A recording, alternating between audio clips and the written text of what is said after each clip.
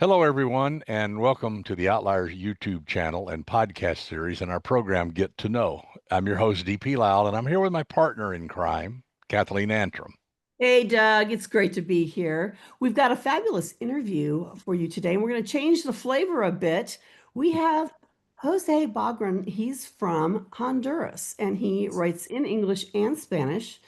He's an award-winning author with 8 books already in the hopper. He's got 2 more coming out this year, and we're going to talk a little bit more about those. But as our viewers like to learn a little bit more about Jose, we like to dig into your childhood. And Wow. so, yeah, so Jose, I would like to know what you think your childhood did to influence you to become a writer. Were you an introverted child, extroverted? Did you read a lot? Tell us about your childhood and how you think it may have impacted you. Did you perhaps have imaginary friends? All right, let's dig deep because first of all, thank you for the invitation. I'm glad to be here. And okay, let's dig back because at 53-year-old, going back like, I don't know, 30, 40 years, it's gonna be hard.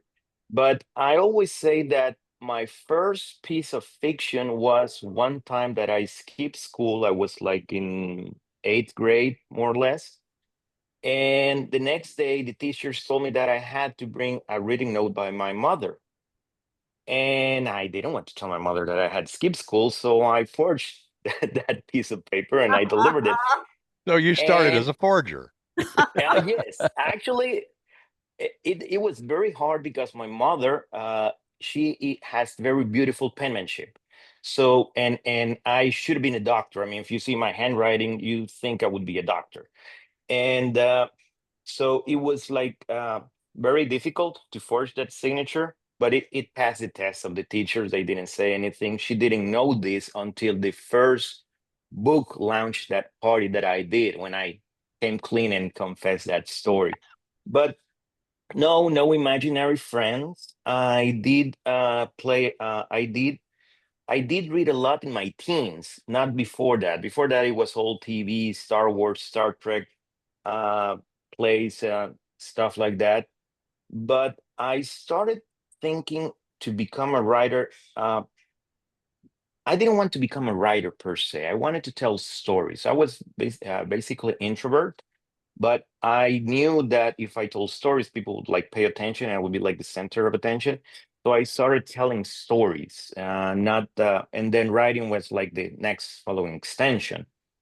I remember seeing a very old movie from Tom Selleck, and when he was a writer, he was an author, and he had an incredible life. He was a millionaire publishing books and everything. The movie was called Alibi, Her Alibi. And I thought, oh, well, that looks interesting. And then I started writing, basically. And then, because I would guess that would be the next question, why I started writing in English. That happened in after college. When I started college, I wanted to become a writer. There's no writing career in Honduras, but I approached a teacher, and when I told him that I wanted to be a writer, he said that I should write what other Latin authors were writing at the time. Call it magic realism, call it social commentary, and all those sort of novels. And my 3 favorite authors of the time were Ken Follett, Tom Clancy, and Clyde Cussler. So nowhere near what I wanted to write about. So I thought that because they made it look so easy, that I should write in English. I mean, how hard could it be, right? It was the innocence and bravado of a 21-year-old. So I started writing in English, and my first Can I? published novel was I would no, like to but look up. I'll cut there. But that's why I started writing. Oh, I want you to continue on. I just wanted to ask you what you studied in college before we jumped ahead because I want you to continue. Oh, okay. I didn't know what to study. I took a couple of aptitude tests. They said I could study anything that I wanted to. They suggested at the Helpful. time that high school, that college had 5 careers. They said I could study any of them five. So it was like, so I ended up in business administration, the most neutral choice somebody can make because it helps for everything. And then I started working in garment manufacturing industry. And so I know a lot about garment manufacturing, know about textile industry. And in that field, I should have been an engineer, but I had already 2 years of college when I started working there. So I So you finished that career. So you were working in that career and then you decided to write, and please continue on about the writing.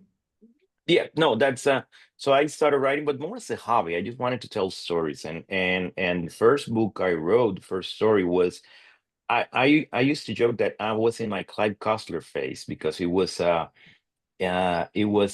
action adventure. It had a prologue set in the past, just like him, and it was about this thief who wanted who got hired to retrieve some money stolen 20 years before. That's what became a treasure hunt, and it took me like 13 years. I wrote that in 1998. Now get this, I wrote that in 1998, so it's set in the late 90s. It was published until 2006. By this time now, it could actually be called a historical thriller, but it's not. It was just written that way. And it was first published as an ebook back in 2006. But the problem was that nobody was reading ebooks back then. So it was a small publisher that took a chance on me, and they went under, like many good and bad publishers over time. And so I got the rights back, oh, sorry, I'm not talking to you, Siri. Um, and then I republished it under my own name with a new cover. So that's the story of the first book, basically. Well, let me ask you something. It's always curious about people who write in two languages, their native language and another one. I speak hospital Spanish, let's put it that way. I trained in Texas and practiced in California. You have to know enough Spanish to get around the hospital.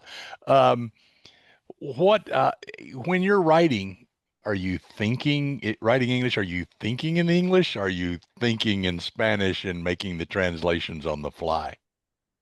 Uh, I don't translate. I think on the language that I'm writing, Okay. because translations are way more difficult. There's actually no translation. It's an interpretation of what somebody else said.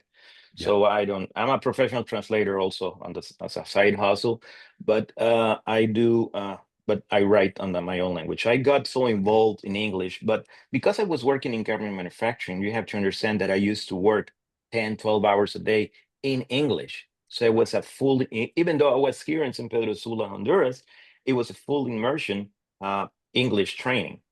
Yeah. That's the way you And learn a language, is use it every day. yes, Yep. definitely. And some of the partners that we had, that they came from the States, one of them from Texas, actually, is a very good friend.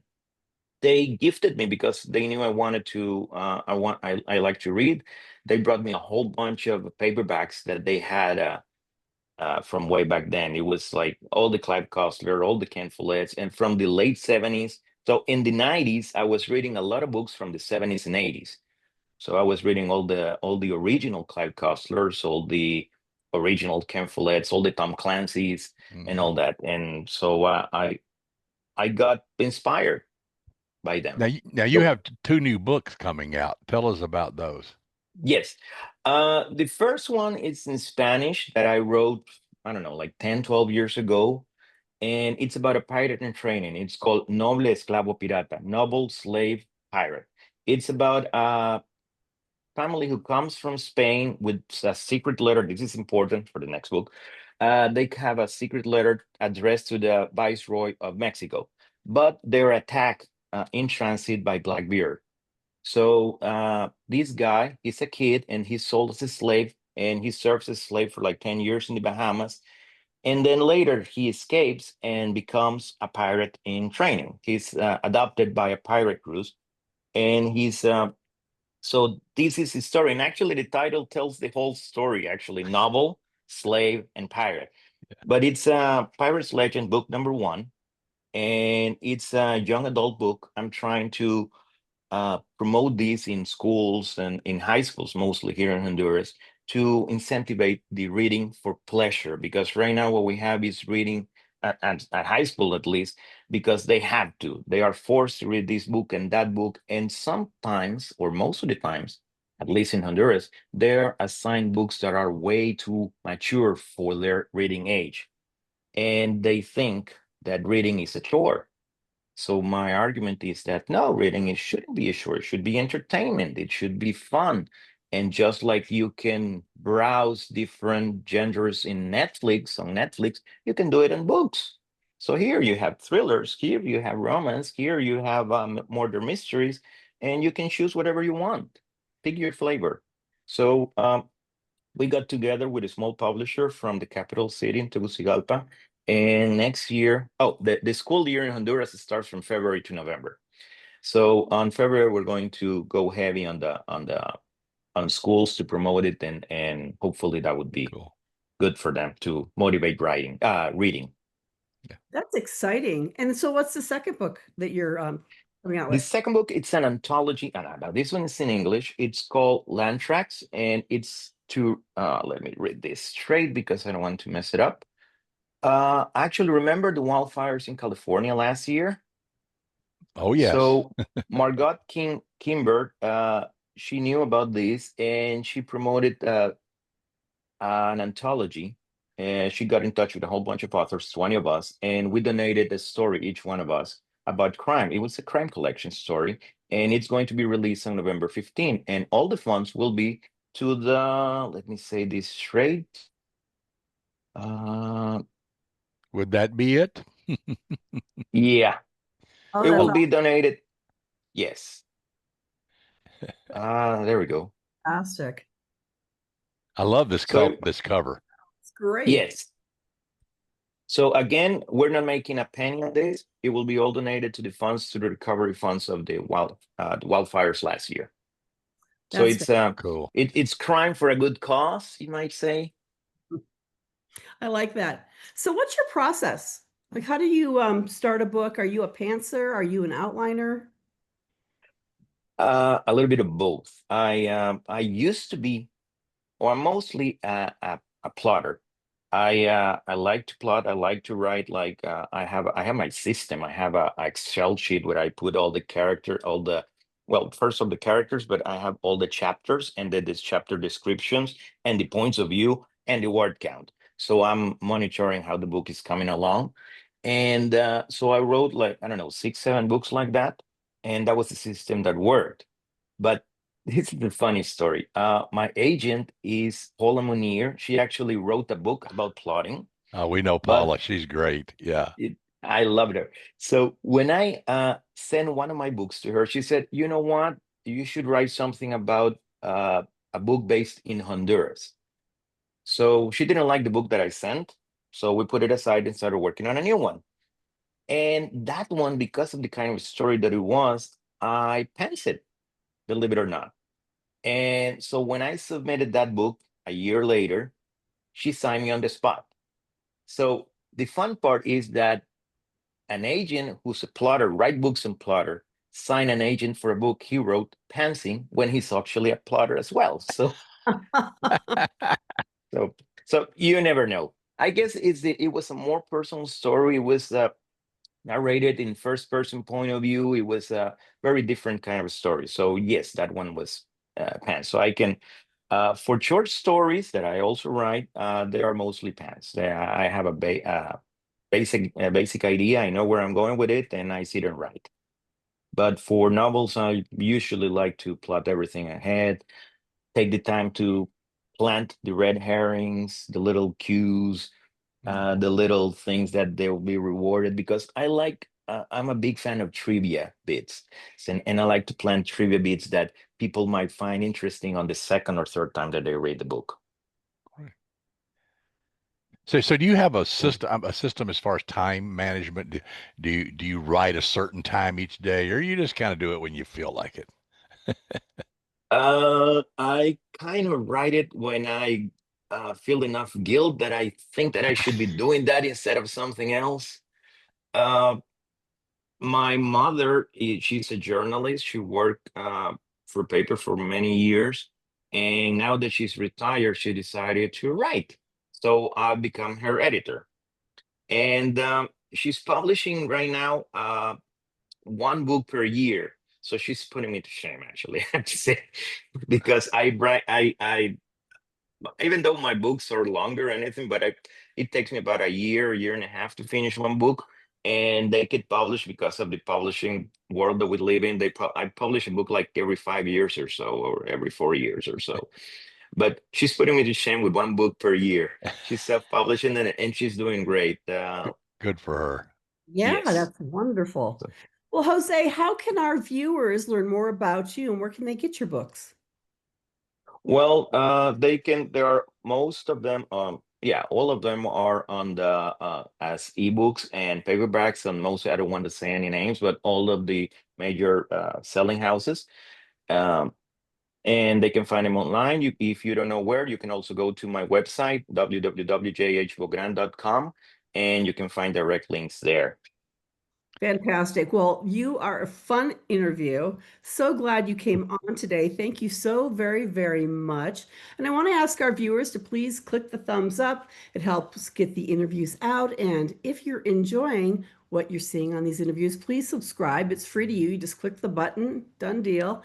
And thank you to all of our subscribers. We really appreciate you. And Doug, I'll throw it back to you. Yeah, Jose, thanks. It's been a long time since our paths crossed in New York, so it's Yes, yeah. definitely. And hopefully it won't be that long again. And we really appreciate you being on the show and love your writing. Just keep at it, even if it takes Thank you. 5 years. Yeah. Okay. All right. Well, that wraps up this episode of Get to Know here on the Outliers YouTube and podcast series. As you know, we will be back with other shows, other interviews down the road. And until then, keep reading, keep writing, keep having fun, and try not to get caught.